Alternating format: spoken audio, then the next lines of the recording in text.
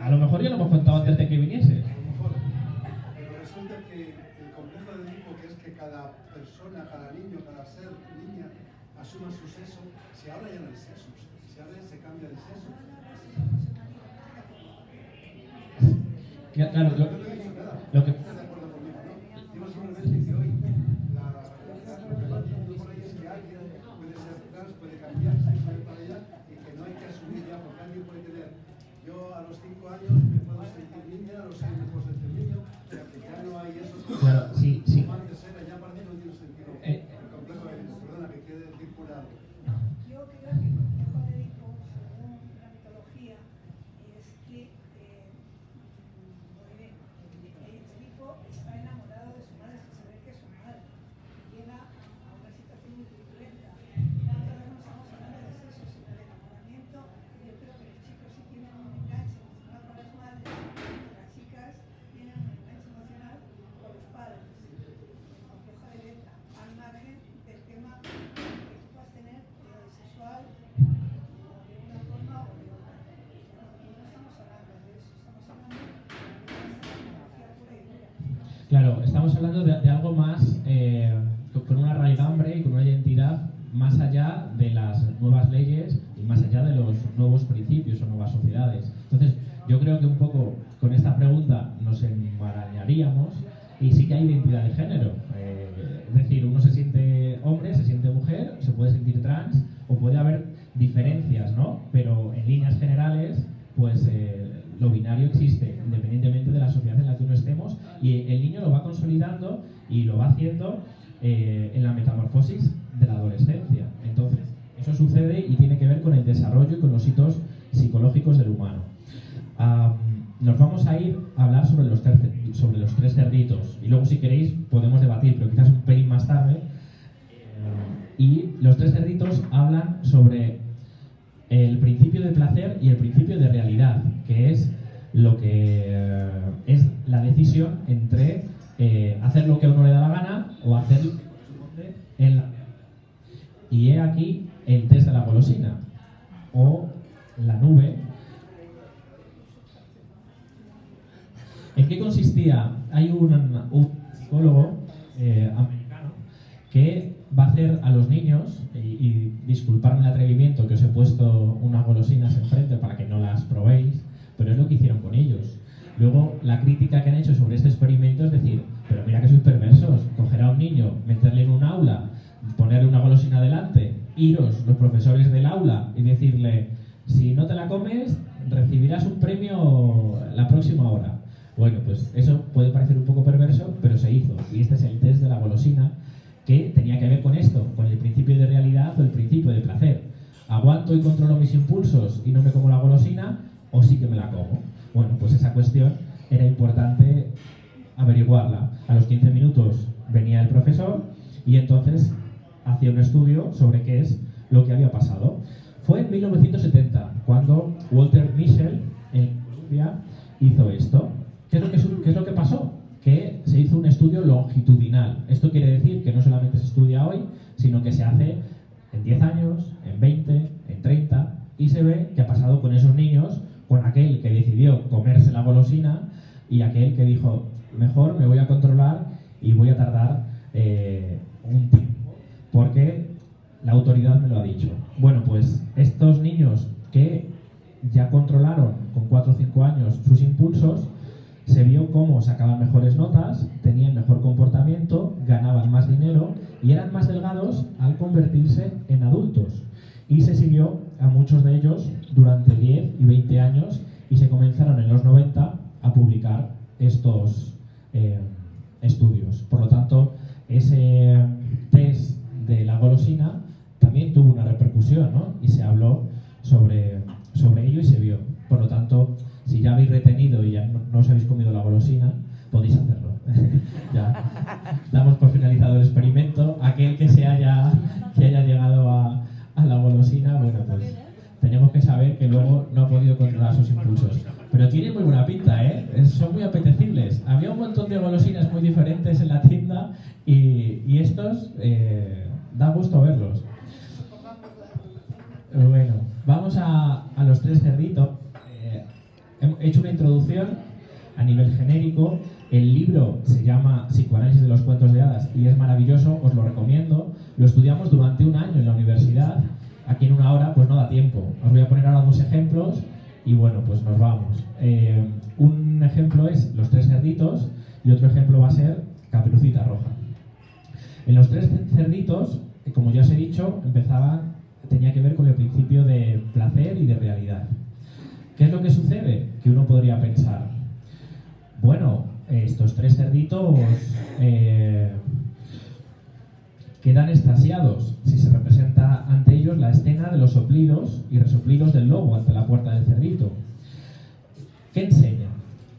Que el niño pequeño, de forma agradable y dramática a la vez, no debemos de ser perezosos ni tomarnos las cosas a la ligera, porque si lo hacemos podemos perecer, podemos morir. Los planes y previsiones inteligentes, combinados con el arduo trabajo, nos harán vencer incluso a nuestro enemigo más feroz. ¿Quién es? El lobo. Esta historia nos muestra también las ventajas que comporta el crecimiento, puesto que es el tercer cerdito, que es el más listo de todos. Lo pinta normalmente como el mayor y el más grande. Las casas que construyen los 3 cerditos son símbolos del progreso en la historia del hombre, desde una choza sin estabilidad alguna a una de madera, llegando finalmente a la sólida casa de ladrillos. Desde el punto de vista interno, las acciones de los cerditos muestran el progreso desde la personalidad.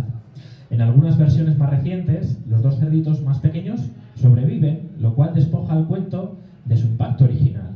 Existen algunas modificaciones en que los cerditos poseen un nombre, cosa que disminuye la posibilidad de que el niño lo considere como representaciones de los 3 estadios del desarrollo. En el fondo, esos 3 cerditos son 3 fases de la vida del niño, donde va controlando sus impulsos.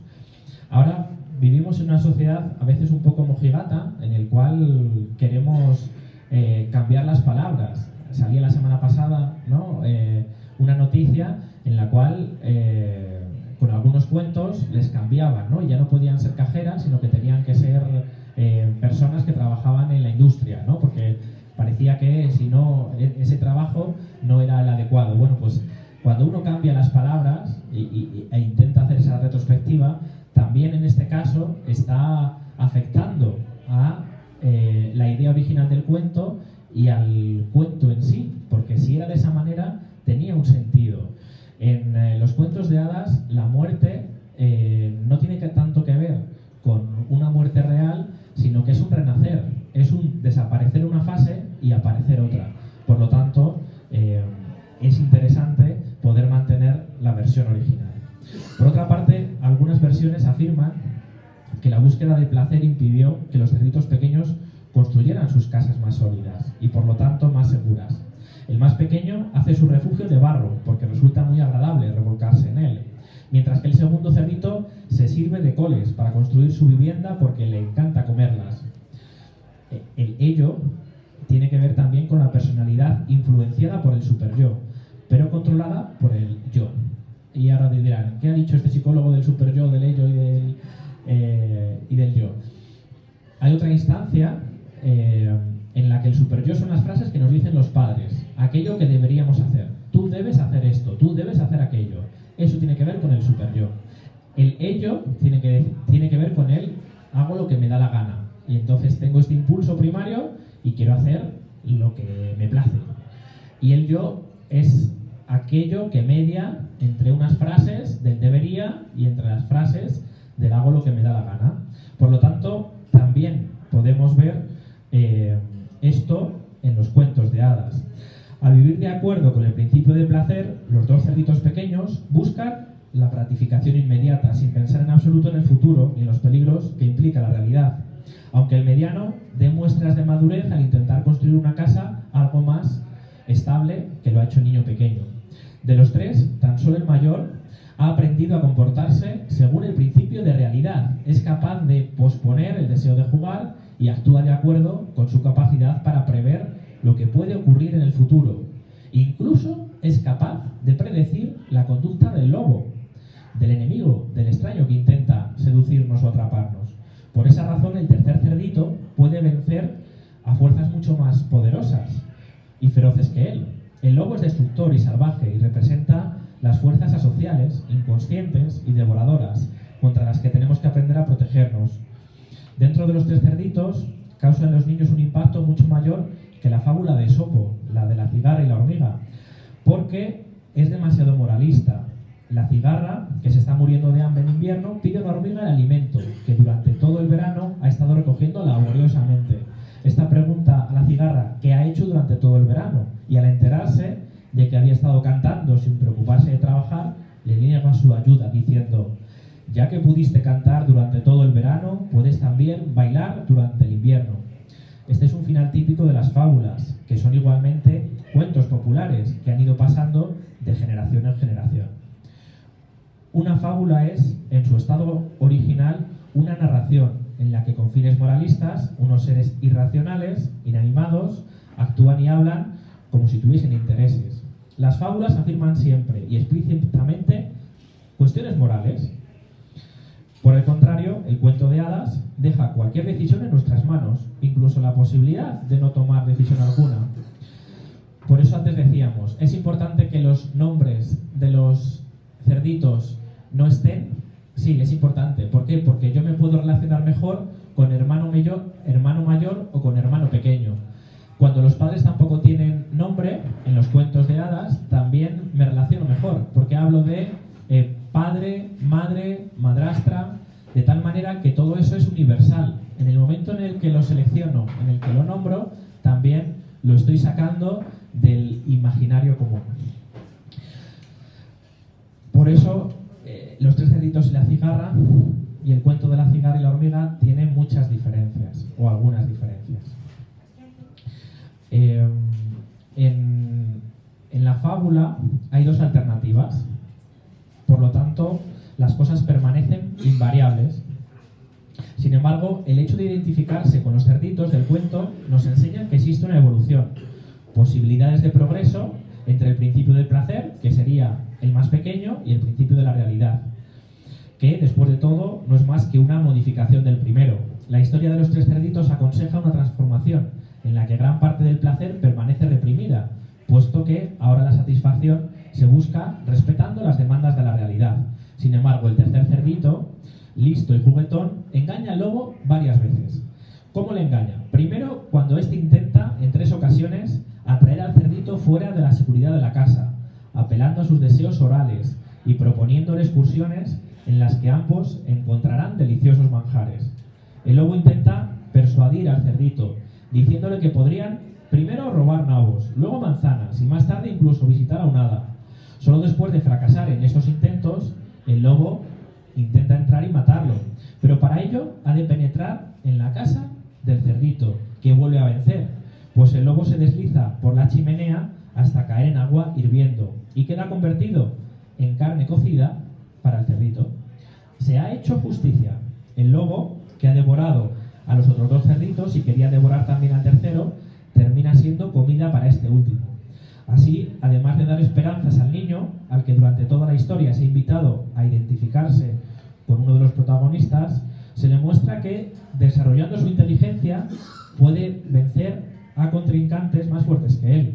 De acuerdo con lo primitivo e infantil, siendo de justicia, solo son destruidos aquellos que han hecho algo realmente malo.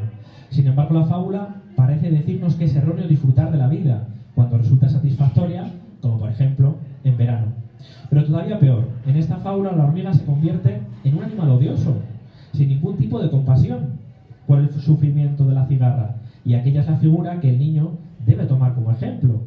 Por el contrario, el lobo es evidentemente un animal malo, porque desea destruir, y la maldad del lobo es algo que el niño reconoce en su propio interior, su deseo de devorar. Y las consecuencias, la angustia ante la posibilidad de experimentar en sí mismo igual destino. Es decir, no voy a devorar porque no quiero ser tan malo como el lobo. Así pues, el lobo es una externalización, una proyección de la maldad del propio niño, y que la está viendo de esa manera. La historia muestra cómo ésta puede manejarse de un modo constructivo. Si hacemos lo que corresponde, si somos inteligentes, podemos gestionar esa maldad. Las distintas excursiones en las que el cerdito mayor obtiene comida de modo honesto suelen olvidarse fácilmente, pero constituyen una parte importante de la historia, ya que ponen de manifiesto la diferencia entre comer y devorar.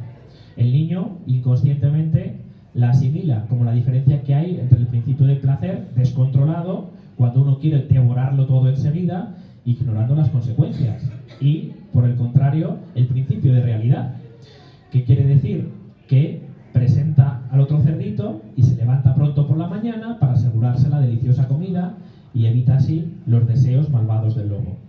Normalmente en los cuentos de hadas es el niño más pequeño quien al final se alza victorioso, aunque en un primer momento le creamos insignificante o lo menospreciemos.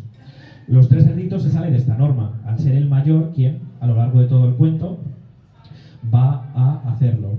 Es un cuento que merece la pena por su final feliz y porque el lobo recibe lo que se merece.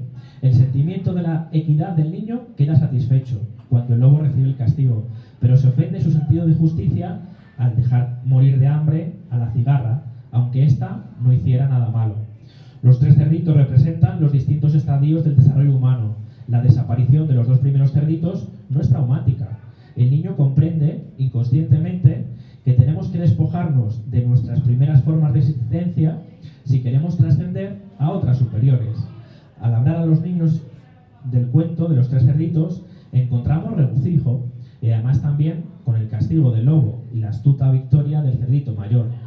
No se manifiesta dolor alguno por el destino de los dos pequeños. Incluso un niño de corta edad puede comprender que los tres cerditos no son más que uno en distintas etapas, cosa que adivinamos por sus respuestas al lobo, utilizando sus mismas palabras. No me vas a comer.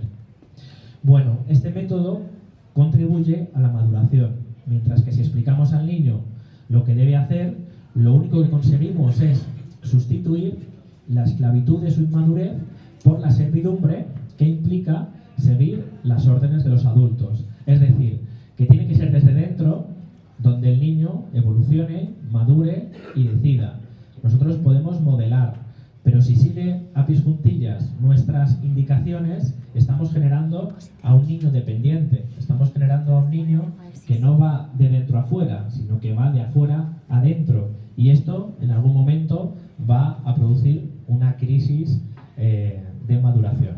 Por lo tanto, sería importante también tener en cuenta todos estos conocimientos sobre los cuentos de hadas para conocerlos y para poder usarlos, ¿no? sin algunas de las moralinas que en ocasiones se han registrado sobre ellos. He acabado con los tres cerditos y si queréis podéis hacer alguna pregunta. ¿Lo habéis pensado alguna vez? Que pudiese tener ese registro, esos diferentes sentidos, significados. Sí. Simbología, me apuntan por aquí. Yo estoy de acuerdo en lo que has expuesto, aunque las cosas en general vayan por otro lado. He hablado antes de los psicólogos, yo he sido profesor, es la influencia del que está fuera hacia el niño, hacia de dentro, en vez de dentro afuera, que tú, Sergio, que sabes, pues, que siempre he pensado que tiene que ir, como lo has dicho ahí, de dentro afuera y no de fuera adentro. Y luego, bueno, a raíz de esto ya sabes que hoy los animalistas dirían que el lobo es bueno. Ajá.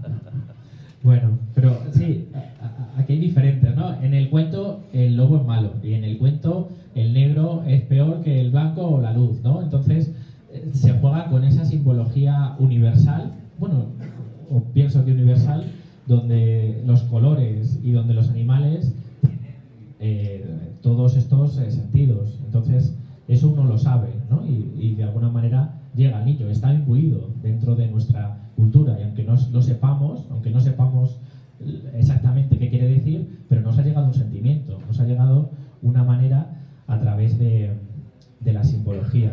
Por lo tanto, es importante ponerlo en valor. Vamos a ir acabando y vamos a ir acabando con la Caperucita Roja, que durante muchísimo tiempo no se pudo llamar Caperucita Roja, se la llamaba Caperucita Encarnada, porque decir rojo estaba prohibido, estaba mal visto.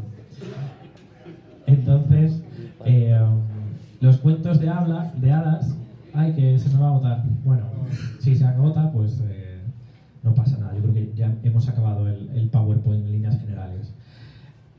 Hablan a nuestro consciente y a nuestro inconsciente. Y si hablamos de Caperucita y de los hermanos Grimm, se nos da a entender que la voracidad excesiva del lobo explica el aplazamiento de la satisfacción oral. ¿Esto qué quiere decir? Que el lobo le dice a la Caperucita: qué gordita está esta niña y qué tierna debe ser. Estará mucho más rica que la anciana. Tengo que actuar con tiento a ver si me las como a las dos. Aquí la crítica era por qué el lobo no se había comido la Caperucita nada más encontrársela en el bosque. ¿Por qué la dice, venga, vente con la abuela un poco más tarde? No se podía explicar.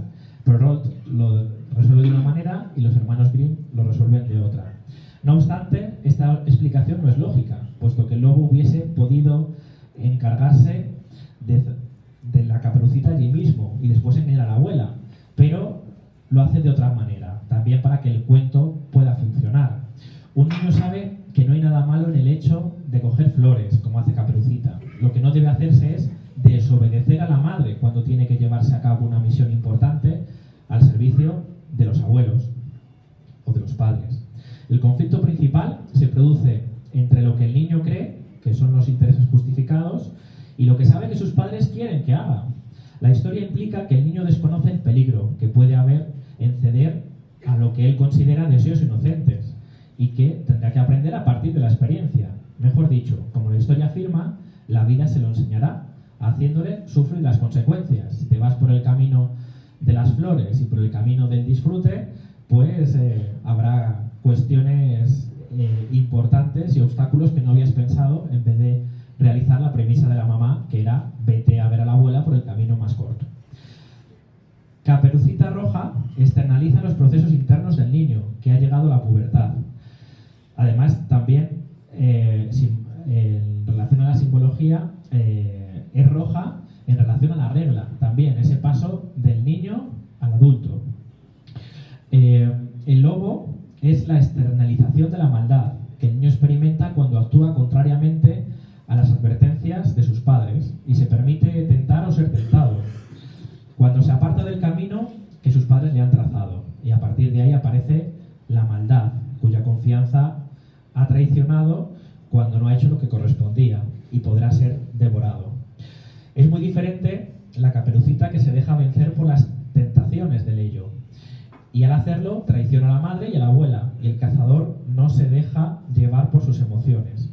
Su primera reacción cuando encuentra al lobo durmiendo en la cama de la abuela es: ¿aquí estás, viejo verde?, dice el cazador al lobo nada más encontrárselo, con el tiempo que yo llevaba buscándote. Y su intención inmediata es matarlo de un tiro.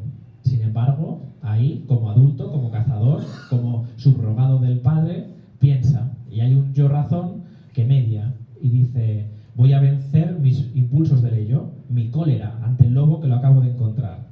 Y el cazador se da cuenta de que es más importante intentar salvar la vida de la abuela que posiblemente se haya zampado el lobo. Por lo tanto, no le mata directamente. El cazador se reprime y en lugar de dispararle, le abre la barriga con unas tijeras, salvando así a Caperucita y a la abuela. El cazador es un personaje muy importante y muy atractivo, tanto para los niños como para las niñas, puesto que salva al bueno y castiga al malo. Todos los niños encuentran dificultades en seguir siempre el principio de realidad y se reconocen fácilmente en las figuras opuestas, el lobo y el cazador, el conflicto entre los aspectos del ello, el yo y el superyo, con su propia personalidad. Pero en la acción del cazador, la violencia, que es abrir la barriga, se pone al servicio de un objetivo social valioso, que es salvar a dos mujeres. El niño tiene la sensación de que nadie se da cuenta de que sus tendencias violentas pueden ser al mismo tiempo constructivas, pero la historia le demuestra que sí pueden serlo. Caperucita Roja sale del estómago del lobo de manera semejante a una cesárea, con lo que se insinúa la idea del embarazo y la idea del nacimiento. El lobo va a representar tendencias inaceptables que hay incluso en el interior del cazador. El cazador y el lobo son el anverso y el reverso de dos sentimientos o de dos maneras de ver, pero podrían ser incluso en una persona, ¿no? Todos nos referimos en ocasiones al animal que llevamos dentro, como un símil para que nuestra tendencia a actuar de manera violenta y irresponsable alcance nuestros objetivos. El cazador es importante para el desenlace. No sabemos ni siquiera de dónde viene, ni si tiene alguna relación con Caperucita. Simplemente la salva. Si recordamos ahora el triángulo de Cartman, vemos que se enmarca fácilmente en ello. Es extraño que no conozcamos nada más de él, pero tampoco era necesario, porque cuando hay mucha información en los cuentos de hadas, de alguna manera nos distrae. Por otro lado, el padre cazador lo hace por ella, la salva y tiene la sensación de haber vencido su debilidad. De esa manera también es una manera de superar sus instintos. Es justo que el lobo muera a causa de lo que intentaba hacer, su voracidad oral en su propia destrucción. Puesto que quiso llenar su estómago, se le inflige castigo. Hay otra buena razón para que el lobo no muera al cortársele la barriga y liberar a las personas que había devorado. El cuento protege al niño de una ansiedad innecesaria. Si el lobo muriera al abrirle la barriga, como en una operación de cesárea, los que escuchan la historia temerían que un niño que sale del cuerpo de su madre va a causarle la muerte. Pero si el lobo sobrevive y muere porque se le llena de piedras, no hay razón alguna para temer el alumbramiento, para temer cuando hay cesáreas. Caperucita y su abuela no mueren realmente, sino que vuelven a nacer. Si se quisiera encontrar un tema central para la gran variedad de cuentos, sería posiblemente el renacer a un plano superior. Los niños, y también los adultos, deben ser capaces de creer que pueden llegar a una forma superior de existencia, superando los pasos que se requieren para este desarrollo. Los cuentos que afirman que esto no solo es posible, sino que además es probable, atraen poderosamente la atención de los niños, porque combaten el miedo de que perderán demasiadas cosas durante este proceso. Y con el cuento de la Caperucita acabábamos de hablar sobre ello. Ahora sí, se puede abrir más, si queréis, el turno de preguntas o de afirmaciones, aseveraciones, sugerencias u opiniones.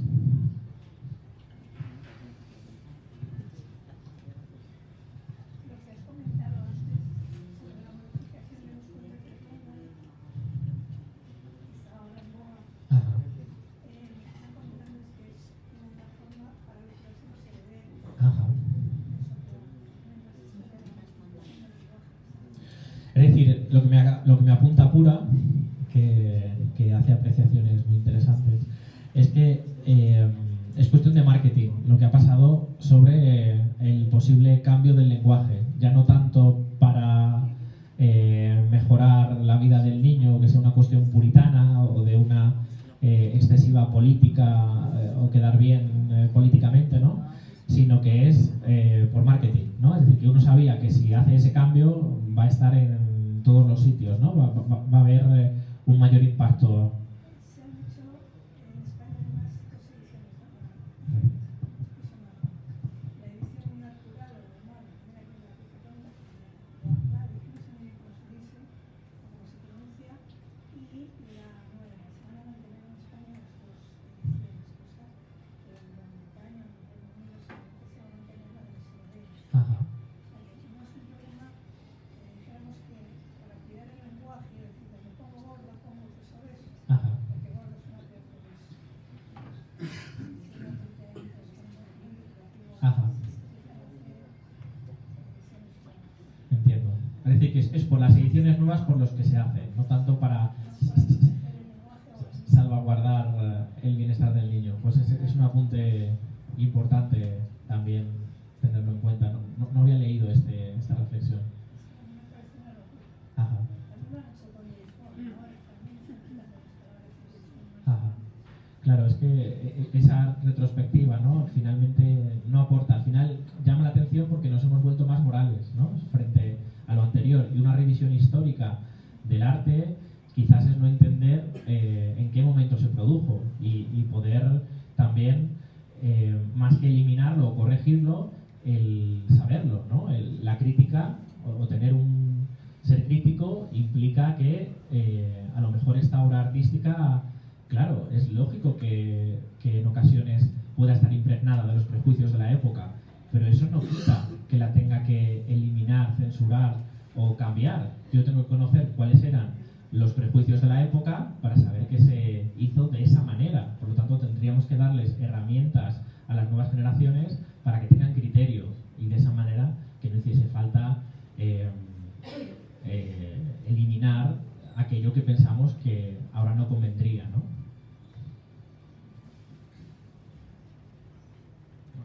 ¿Alguna? No, que tendríamos que cambiar, por ejemplo, Matilda, yo creo que todos hemos visto la película de Matilda o hemos estado también en Está en teatro.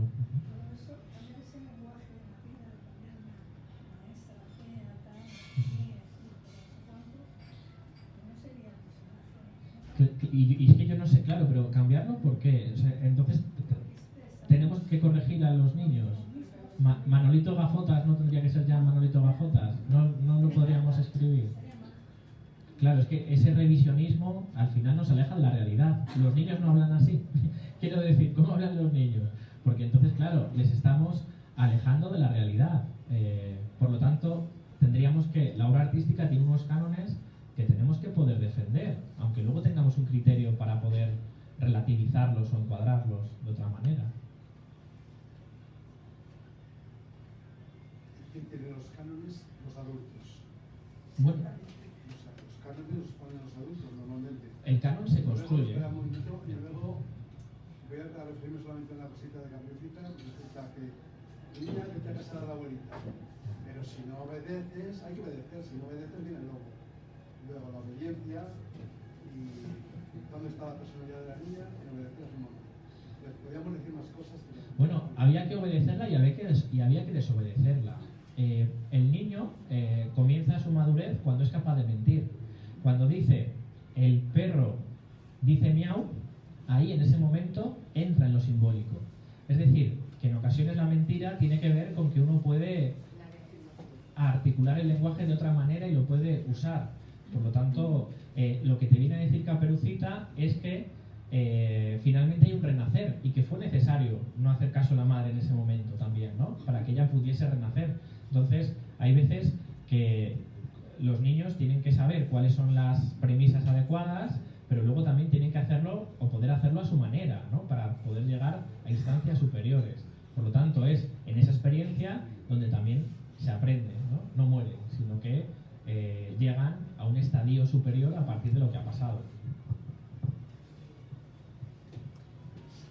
Una pregunta al fondo.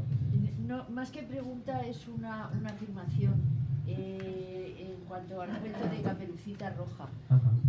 Yo desde muy pequeña, bueno, mis padres me leían cuentos y escuchaban los cuentos en la radio, yo creo que todas las tardes.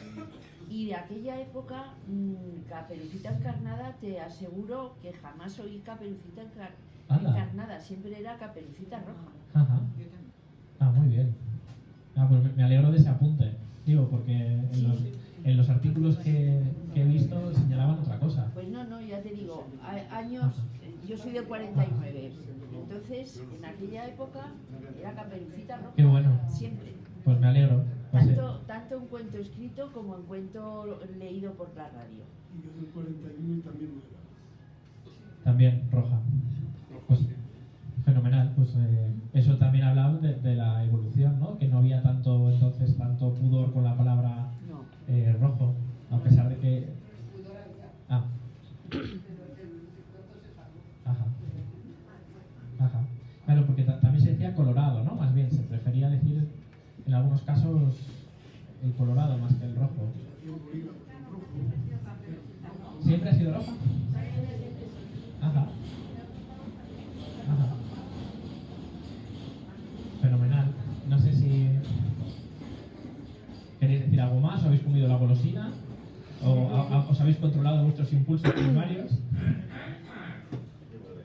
Bueno, pues entonces nos despedimos con estos cuentos. En abril vamos a hablar sobre psicoanálisis de la pintura. Entonces, sí, el 9 de abril yo creo que va a ser, el jueves también, sobre esta hora, si no saldrá información. psicología, psicoanálisis a la pintura, y es una cosa bonita. Así que os emplazo a que podéis estar con nosotros en próximas